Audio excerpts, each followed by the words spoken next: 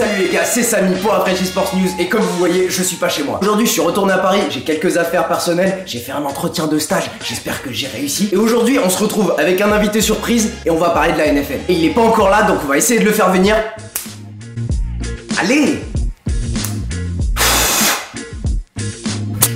Bon, le clap ça a pas marché, mais voilà mon frère. Donc, je vous présente mon frère, c'est grâce à lui que j'ai découvert le football américain. Et aujourd'hui, on va parler des choses qui nous intéressent pour toute cette intersaison. Donc Rayek, juste avant qu'on commence, raconte-leur comment t'as découvert le foot américain et comment tu m'as fait découvrir le foot américain. Ça a commencé par le film L'Enfer du Dimanche. J'ai acheté le jeu Madden sur Xbox à l'époque. Ah non, c'est pas passé comme ça. D'abord, t'as enregistré le match Eagles contre Patriots au Super Bowl. Non, c'était après. C'était après. Oh là là, j'ai plus aucun souvenir, moi. Je jouais avec les Dolphins. Ah oui, on jouait avec les Dolphins sur Madden 2004. Ils étaient les Dolphins de Miami, comme dans le film L'Enfer du Dimanche. Ah oui. C'était les Sharks de Miami. Et en fait, finalement, on a vu le Super Bowl 39. C'est le premier match que j'ai vu en direct. Du coup, on est devenu fan des Eagles. Et donc voilà, comme mon frère il a découvert le foot américain et que moi j'avais à peine 8 ans, c'était cool, donc j'ai suivi ce qu'il a fait. Au programme d'aujourd'hui, on va commencer par les quarterbacks et de leur marché sur cette intersaison. Et ensuite, on va vous parler de 4 vétérans qui sont agents libres et qui nous intéressent beaucoup pendant cette intersaison. Et on va finir par ce qu'on espère voir de nos Eagles pendant cette intersaison. Donc n'oubliez pas, avant qu'on parte, mettez un pouce bleu et en bas dans les commentaires, dites-nous c'est quoi votre équipe préférée et ce que vous espérez qu'ils fassent pendant cette intersaison. Et on est parti. Donc Ryan, on va commencer par parler de quarterback parce que c'est les superstars et c'est eux qui seront les plus intéressants cette intersaison. Dis-nous par quel quarterback tu veux qu'on commence. Pour moi, la plus grosse histoire de cette intersaison, c'est Tony Romo. Donc dis-moi ce que t'as en tête sur Tony Romo pour cette intersaison. Le contrat de Tony Romo stipule qu'en 2017, il devrait toucher 28 millions de dollars de l'équipe de Dallas, ce qui représente 15% du salaire disponible de toute l'équipe. Il n'y a aucune chance que Dallas continue avec ce contrat. Donc il n'y a aucune chance que Dallas continue avec ce contrat parce que c'est beaucoup trop important.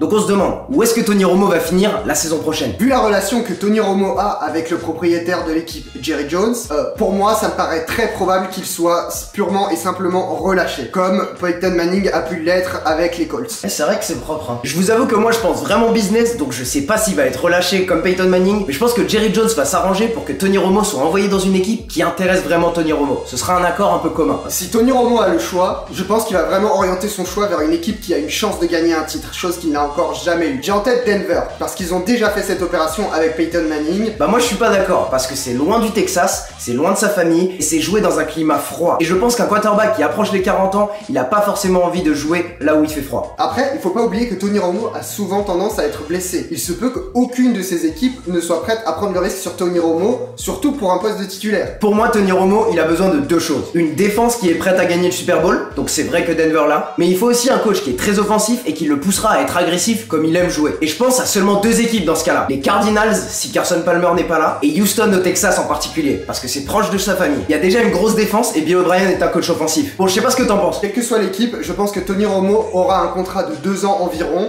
entre 7 et 10 millions de dollars par an. On va passer sur le deuxième quarterback qui nous intéresse pendant cette intersaison. Jimmy Garoppolo. Donc pour Jimmy Garoppolo, sa valeur, ça va être la valeur de l'échange, parce qu'il est toujours sous le contrat avec les Patriots. Donc selon moi, le minimum que les Patriots peuvent demander pour Jimmy Garoppolo, ce serait le 10e choix de la draft que les Browns ont. Et ça, c'est le minimum. Si une équipe veut Garoppolo, ils devront offrir au minimum leur pick dans le top 10 de la draft, et peut-être plusieurs autres picks du reste de la draft. Et là, je pense surtout à Kyle Shanahan aux 49ers. S'il n'a pas confiance en aucun quarterback qui va sortir pendant la draft, et qu'il est convaincu que Garoppolo peut fonctionner dans son système, il devrait donner son pick, le 2e de la draft, à Bill Belichick. Parce que personnellement, je suis pas convaincu des quarterbacks qui sortent cette année dans la draft, mais ça, on en parlera dans une autre vidéo. Pour ce coup, on est assez d'accord. Jimmy Garoppolo entre dans sa dernière année de contrat, et les Patriots sont connus pour prendre un QB en draft et l'échanger pour essayer de récupérer de la valeur. Vu ce qu'il a prouvé sur le terrain, il va commander au moins un first round pick. Et je pense également que les Browns sont un bon partenaire d'échange, puisque les Browns et les Patriots ont déjà une habitude d'échanger aussi bien des joueurs que des draft picks ensemble. Ouais, mais je veux pas qu'ils partent chez les Browns, j'en ai marre qu'ils envoient des joueurs mourir chez les Browns comme ça, je l'aime bien. Non mais en vrai, je l'aime bien.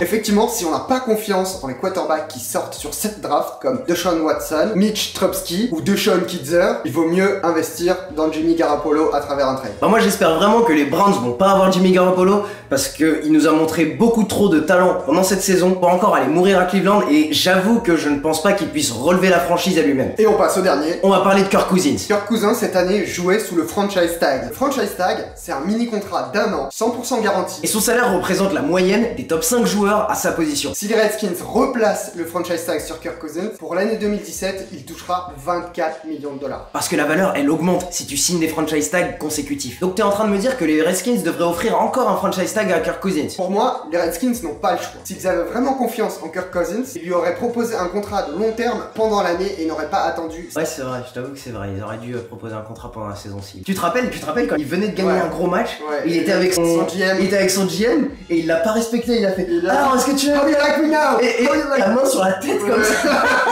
Quand tu respectes pas ton boss, t'imagines, tu vas au travail, t'essaies de renégocier ton salaire et tu vas voir ton patron et tu lui repasses. Tu m'aimes bien maintenant. Moi je pense que les Redskins devraient offrir à Kirk Cousins un contrat sur le long terme pendant cette intersaison. Parce que même si Kirk Cousins n'est pas un quarterback qui amènera les Redskins au Super Bowl, selon moi, ils peuvent pas se permettre de perdre un quarterback comme ça et redevenir une équipe complètement médiocre. Parce qu'il y a beaucoup de talent autour de lui et ils peuvent aller en playoff et être compétitifs. Donc entre temps, si j'étais les Redskins, je lui donnerais un contrat à long terme et je chercherais des quarterbacks dans le 3e et 4e round. Et si on est les Redskins entre temps, on espère drafter le prochain Dak Prescott. En revanche, si les Redskins ne proposent pas de contrat à Kirk Cousins, il a un véritable marché qui se présente devant lui. Les 49ers, avec leur nouveau coach Kyle Shanahan, qui était son ancien coordinateur offensif lorsqu'il était à Washington. On a également les Jets et potentiellement les Bears qui vont être en demande de quarterback. Bon, maintenant on va parler des 4 joueurs qui nous intéressent beaucoup pendant cette intersaison. Et on parle des vétérans qui seront agents libres. Allez, dis-moi de qui tu veux parler en premier. Alors on va commencer par un joueur qui n'est pas encore agent libre, mais qui sera très probablement relâché par son équipe, Adrian Peterson. Est-ce que tu penses qu'Adrian Peterson c'est le meilleur joueur de tous les temps de la franchise des Vikings?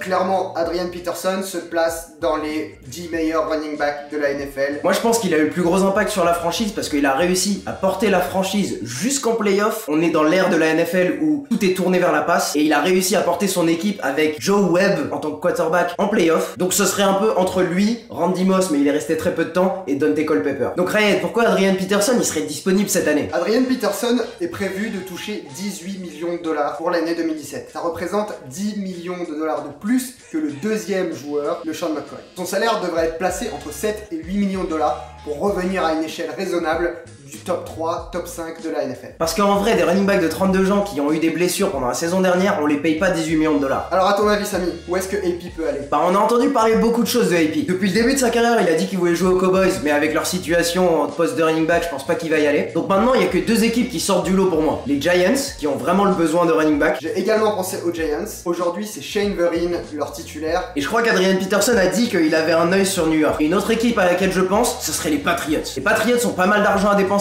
et au poste de running back, ça reste un comité. Et je pense que Adrian Peterson serait prêt à prendre moins d'argent pour jouer chez les Patriots. Si je dois parier aujourd'hui, Adrian Peterson va se faire couper par les Vikings, il va tester le marché, se rendre compte que sa valeur est à 7 ou 8 millions de dollars, et il va simplement retourner chez les Vikings qui ont besoin de lui, et lui il voudra finir sa carrière dans une seule même franchise. Parce que ça a de la valeur pour le Hall of Fame. Une autre équipe où je vois potentiellement AP jouer, c'est les Oakland Raiders. Oakland a la deuxième meilleure offensive line. Ils ont 80 millions de dollars disponibles en cap room. Ils ont une équipe jeune, un coaching staff solide et peuvent aller loin en playoff. Et puis c'est sexy de jouer à Oakland. Pour son image, je pense que c'est intéressant. Mais moi je pense qu'ils vont re-signer Latavius Murray à Oakland. Et si jamais une autre équipe offre un énorme contrat à Latavius Murray, ce serait intéressant de voir Adrian Peterson jouer à Oakland. Je pense que ce serait intéressant. Mais moi, je parierais sur les Vikings. Maintenant, on va parler d'un de nos joueurs préférés, DeSean Jackson. Pour moi, il est temps que DeSean Jackson rentre à la maison. Oui. Les Eagles l'ont lâché salement sous Chip Kelly. Et ça, c'était la faute de l'organisation. Ils ont donné trop de pouvoir à Chip Kelly, et Chip Kelly essayait juste de trouver une excuse pour se débarrasser de ce joueur. Après quelques années à Washington, il est temps pour lui de revenir à Philadelphie, finir sa carrière là où il a commencé. Parce que je pense qu'au fond de son cœur, il aime beaucoup Philadelphie et il l'a fait entendre aux médias. D'ailleurs, on l'a vu plusieurs fois lors des matchs Philadelphie contre Washington, échanger pas mal de mots avec le propriétaire Jeffrey Lurie. Moi j'ai juste peur que les Eagles payent un petit peu trop pour ses services et j'aimerais peut-être qu'on ait des receveurs jeunes qu'on draft pour développer ces receveurs avec Carson Wentz. Mais ça on en parlera plus tard. Moi j'ai 2 endroits en particulier où je verrai aller DeSean Jackson. Les Buccaneers de Tampa Bay parce qu'ils ont beaucoup d'argent à dépenser et ils ont besoin d'un autre receveur à côté de Mike Evans. Et puis ils seraient très complémentaires. Mike Evans c'est le grand receveur qui peut aller choper les ballons au milieu de terrain et DeSean Jackson c'est celui qui peut étirer les défenses très très loin. Et un dernier que j'ai en tête c'est les Bills parce qu'ils ont besoin de quelqu'un en face de Sammy Watkins et puis il aimerait bien rejoindre son pote LeSean McCoy. Apparemment qu'il y a un mec qui va aller chez les Bills volontairement en free agency. Ouais c'est vrai que LeSean McCoy il est pas allé de lui-même. Mais il y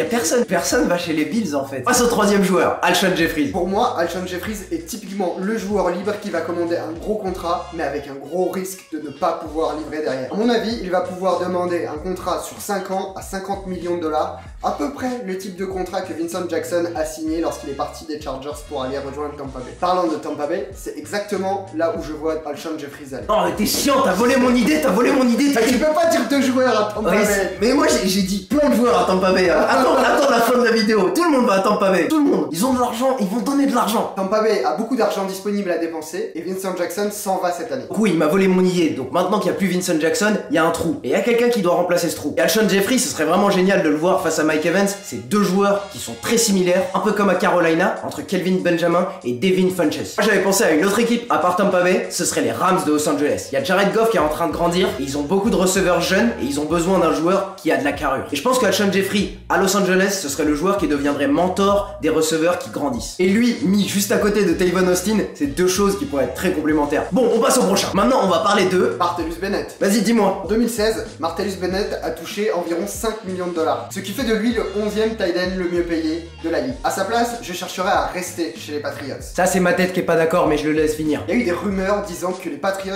auraient demandé à Martellus une baisse sur son salaire. Pour moi, s'il peut obtenir un salaire équivalent, autant rester chez les Patriots. Ça, c'est ma tête qui est pas d'accord et je vais commencer à parler. Vous savez à quoi pensait Martellus Bennett à la fin de ce Super Bowl, après avoir gagné sa première bague de champion? C'était à l'argent qu'il pouvait demander pendant cette intersaison. C'était pendant une interview avec NFL Network. Et il disait, oui, cette année, je suis disponible. Et vous savez, les équipes de NFL, ils ont l'habitude de payer beaucoup pour un joueur qui vient de gagner le Super Bowl. Et Martellus Bennett, quelques semaines après, s'est adressé aux fans et a dit, arrêtez de me demander de prendre une baisse de salaire, je ne la prendrai pas. Donc moi, je pense qu'il y aura une équipe qui sera assez stupide pour lui donner vraiment beaucoup trop d'argent. Et les nominés sont... C'est encore Tampa Bay. Tampa Bay, il y a quelques années, ils ont drafté Austin Seferian-Jenkins, qui a vraiment été un scandale et je crois il est même plus dans l'équipe. Et encore une fois, c'est une des 3 équipes qui ont le plus d'argent à dépenser, donc ça m'étonnerait pas qu'ils lui lancent de l'argent à la figure. J'ai 2 autres équipes en tête pour Martellus Bennett. Washington, qui ont aussi beaucoup d'argent, et ça serait une façon de donner envie à Kirk Cousins de revenir. Et franchement, j'aimerais bien voir Jordan Reed, Martellus Bennett, et si Deshaun Jackson re-signe, ça fera un très bon trio. Et une dernière chose que j'aimerais beaucoup voir, ce serait aller voir Martellus Bennett partir à Seattle jouer avec son grand frère. Alors qu'il y a Jimmy Graham. Bah oui, ce serait complémentaire. Bah il y a bien eu Gronkowski et Martellus Bennett, ça a bien marché. Bon, maintenant on va finir avec notre partie préférée. Qu'est-ce que les Eagles doivent faire pendant cette intersaison pour devenir encore meilleur l'an prochain? Parce que je vous avoue que moi je m'attendais pas à ce qu'on gagne plus de 5 matchs la dernière. Donc Ryan, dis-moi ce que t'as sur le papier, qu'est-ce que tu veux pour notre équipe? Le problème, c'est qu'on n'a pas beaucoup d'argent à dépenser cette intersaison. On a des besoins en receveur, en cornerback, également en running back et en offensive line. Je suis globalement d'accord avec toi. J'ai l'impression qu'on a des petits besoins partout. Notre plus gros besoin c'est au poste de receveur bien sûr, parce que j'ai vu plus de balles dropper chez les Eagles que n'importe quelle autre équipe. Moi ce qui m'embête un peu c'est qu'on a des petits besoins un peu partout. J'aimerais bien avoir un running back, j'aimerais bien avoir un nouveau tackle pour remplacer Jason Peters peut-être l'an prochain parce qu'il vieillit le pauvre. Et des arrières défensifs, j'ai l'impression que depuis qu'on suit la NFL on en a besoin. Moi ce dont j'ai vraiment hâte c'est la draft, parce qu'il y a beaucoup de running backs qui sont disponibles et je pense qu'on peut en avoir un au 3e round qui sera vraiment intéressant. Et même au premier round, s'il y en a un qui tombe, ça peut être vraiment cool. Je parle par exemple de Dalvin Cook, ou si Leonard Fournette y tombe, je serais très content. Et en agent libre du coup? Pas forcément en tête un arrière défensif que j'aime bien, donc on va parler de la ligne offensive. J'ai pensé à Ronald Leary des Cowboys, parce qu'il a été enterré sous La'el Collins au début, mais La'el Collins s'est blessé et il a très bien joué. Sauf qu'on n'a pas trop entendu son nom, parce qu'il y a des stars sur la ligne, mais Ronald Leary c'est pas le premier auquel on pense quand on pense à la ligne offensive des Cowboys. Donc je pense qu'on pourrait l'avoir pour un prix qui serait pas énorme. Pour ma part, côté ligne offensive, j'ai plutôt pensé à TJ Lang, qui vient de l'offensive line des Packers. Mais il est pas vieux lui? Et quel âge? 29 ans ça passe, ouais pourquoi pas. Au bon prix hein, je compte au centime près. En running back, j'ai pensé à Danny Woodhead. Ouais mais c'est encore des gars vieux ça. Déjà Danny Woodhead il a 32 ans et il se blesse tous les ans. Moi je t'avoue je suis pas fan de ça. En tout cas je sais pas ce que tu attends des Eagles l'an prochain. Moi ce que j'espère c'est qu'on soit dans la course aux playoffs. Je n'aurai pas le cœur brisé si on ne fait pas les playoffs, mais je veux qu'on soit autour de 8 victoires. Je vais être un petit peu plus ambitieux et je vais dire 10 victoires avec une victoire en playoff. Ah une victoire en playoff en plus. Oh là là, je danse si on gagne un match en playoff. Et en tout cas l'équipe c'était tout pour nous. C'était ce qui nous intéressait sur toute l'intersaison de cette année. Encore une fois si vous avez aimé cette vidéo, mettez un pouce bleu juste en bas et commentez-moi quelle est votre équipe et ce que vous attendez pendant l'intersaison. Et en tout cas pour tout le reste on se retrouve mercredi prochain 18h pour plus de NFL, plus de NBA et ce sera tout pour moi. Allez ciao. Attends